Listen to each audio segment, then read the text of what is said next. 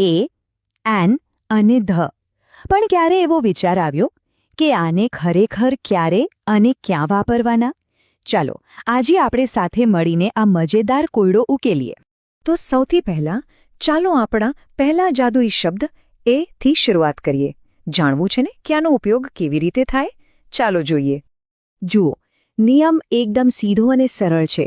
જ્યારે પણ કોઈ શબ્દનો ઉચ્ચાર એટલે કે એનો અવાજ વ્યંજનથી શરૂ થતો હોય, જેમ કે ક, બ, ટ, તો એની આગળ એ લાગે. ખાસ યાદ રાખજો, આપણે અક્ષર પર નહીં પણ એના અવાજ પર ધ્યાન આપવાનું છે.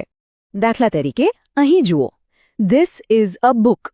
આમાં બુક શબ્દ બના અવાજથી શરૂ થાય છે અને બ વ્યંજન છે. બસ એટલે જ એની આગળ એ આવ્યું. છે ને સૌ સહેલું? ચાલો બીજું ઉદાહરણ જોઈએ. That is a cat. અહીં કેટ શબ્દ કના અવાજથી શરૂ થાય છે, જે પણ એક વ્યંજન જ છે. એટલે હવે એનો નિયમ મગજમાં બરાબર બેસી ગયો હશે, ખરું ને? હવે આપણે આગળ વધીએ આપણા બીજા જાદુઈ શબ્દ તરફ, અને એ છે એન. આનો નિયમ પણ એટલો જ સહેલો છે, પણ હા, થોડો અલગ છે. તો એનનો ઉપયોગ ક્યારે થાય? એવા શબ્દોની પહેલાં જેનો ઉચ્ચાર કોઈ સ્વરના અવાજથી શરૂ થતો હોય, અને અંગ્રેજીના 5 ખાસ સ્વર તો આપણને યાદ જ છે: એ, ઈ, આઈ, ઓ અને યુ. આ ઉદાહરણ જુઓ તો, ધીસ ઇઝ એન એપલ. અહીં એપલ શબ્દ અના સ્વરના અવાજથી શરૂ થાય છે, એટલે જ આપણા નિયમ પ્રમાણે એની આગળ એન લાગ્યું. અને આ રહ્યું બીજું ઉદાહરણ. That is an elephant. અહીં એલિફન્ટ શબ્દનો ઉચ્ચાર એથી થાય છે, જે પણ એક સ્વર છે. તો બસ વાત એટલી જ છે કે જો સ્વરનો અવાજ હોય તો એન આવે. સૌથી ખાસ જાદુઈ શબ્દ પર આવીએ, જે છે દ. આ શબ્દનો ઉપયોગ કોઈ ચોક્કસ એટલે કે કોઈ ખાસ વસ્તુ બતાવવા માટે થાય છે.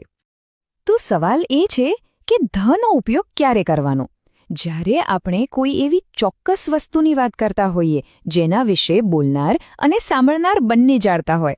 એ કોઈ એક જ ખાસ વસ્તુ હોઈ શકે, કોઈ ખાસ વ્યક્તિ હોઈ શકે, અથવા કોઈ ખાસ જગ્યા પણ હોઈ શકે. આ સ્લાઇડ પરથી આખો તફાવત એકદમ સ્પષ્ટ થઈ જશે. માની લો કે હું કહું, ગીવ મી એન એપલ, તો એનું મતલબ થાય કે મને ગમે તે કોઈ પણ એક સફરજન આપો. પણ જો હું એમ કહું કે give me the red Apple, તો હું કોઈ ચોક્કસ લાલ રંગના સફરજનની જ વાત કરું છું, જે કદાચ આપણી સામે જ પડ્યું છે. જોયો ને, એન અને ધથી કેટલો મોટો ફરક પડી જાય.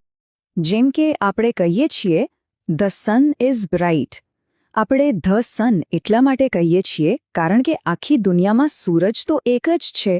એ ખૂબ જ ખાસ અને ચોક્કસ છે, એટલે એની આગળ ધ લાગે. આ બીજું ઉદાહરણ જુઓ. I read the book you gave me.